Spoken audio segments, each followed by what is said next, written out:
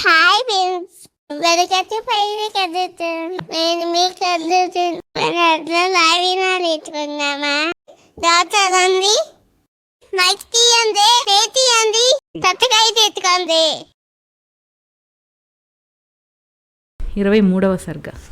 విశ్వామిత్రునితో కూడి రామలక్ష్మణులు గంగా సరయు సంగమ ప్రదేశమున గల పవిత్ర ఆశ్రమమునందు ఒక రాత్రి గడుపుట దీని గురించి ఉంటుంది.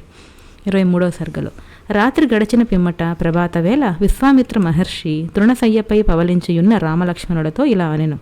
కౌసల్యాదేవి నోముల పంటగా ఆమెకు పుత్రుడవై జన్మించిన ఓ రామ, తూర్పు దిక్కున ఉషఃకాంతులు విలసిల్లుచున్నవి.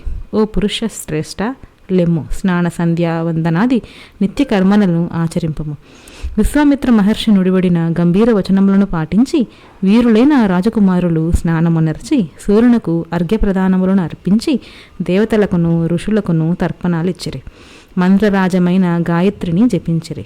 మిక్కిలి పరాక్రమశాలురైన రామలక్ష్మణులు ఈ విధముగా ప్రాతకాల కృత్యములైన సంధ్యోపాసనాదులను నిర్వర్తించిరి.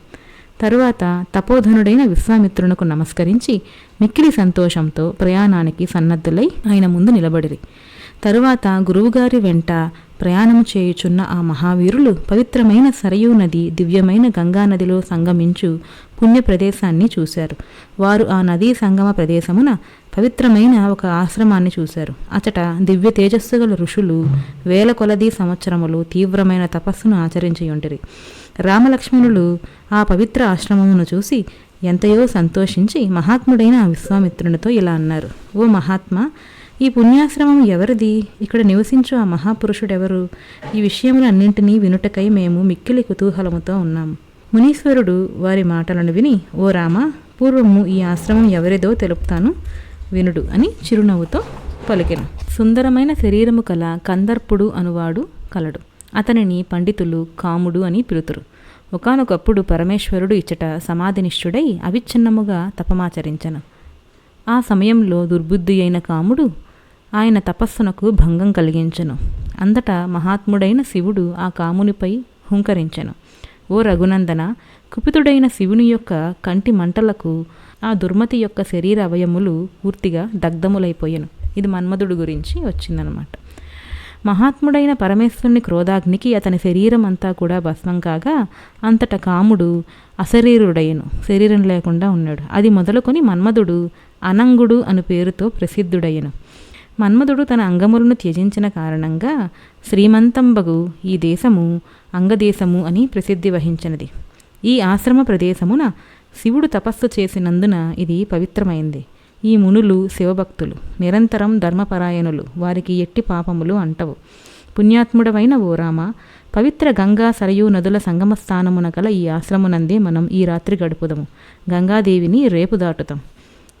ఓ నరోత్తమ, మనమందరం శుభ్రంగా స్నానాధికములను నిర్వర్తించి జపధ్యానాలను ముగించుకొని హోమకార్యములను పూర్తి చేసుకొని ఈ పవిత్ర ఆశ్రమమున ప్రవేశించుదము అని చెప్పారు. విశ్వామిత్రుడు రామలక్ష్మణులు ఇలా సంభాషించుకొనుచుండగా ఆ ఆశ్రమంలో మునులు తమ తపః ప్రభావమున దూరదృష్టితో వారి ఆగమనమును ఎరింగి పరమప్రీతితో పులకితులై అచటికి ఏతించిరి. ఆ మునులు కూడా వెళ్ళారు విశ్వామిత్రుడు వస్తున్న విషయం తెలుసుకొని. ఆ మునులు విశ్వామిత్ర మహర్షికి అర్ఘ్యపాద్యాది అతిథి సత్కారములను ఆచరించిరి. అనంతరం వారు రామలక్ష్మణులకు కూడా అలాగే అతిథి మర్యాదలను గావించిరి. విశ్వామిత్రుడును ఆ మునులను కుశల ప్రశ్నలతో ఆదరించెను. పిమ్మట వారు కథలతో విశ్వామిత్రాదులను రంజింపచేసిరి. వారందరూ ఏకాగ్రతతో నియమపూర్వకముగా సంధ్యోపాసన చేశారు. స్థానికులను నియమనిష్టలతో జీవించువారును అయిన ఆ మునులతో కూడి విశ్వామిత్ర రామ లక్ష్మణులు ఆ కామాశ్రమమునకు చేరి ఆ రాత్రిని అక్కడనే హాయిగా గడిపిరి. ధర్మాత్ముడైన విశ్వామిత్ర మహాముని ముద్దులు మూటగట్టు రాజకుమారులను మనోహరములైన కథలతో రంజింపచేశాను. అలాగా రాత్రి వాళ్ళు అక్కడ ఉన్నారనమాట. ఇంతటితో 23వ సర్గ అయిపోయింది.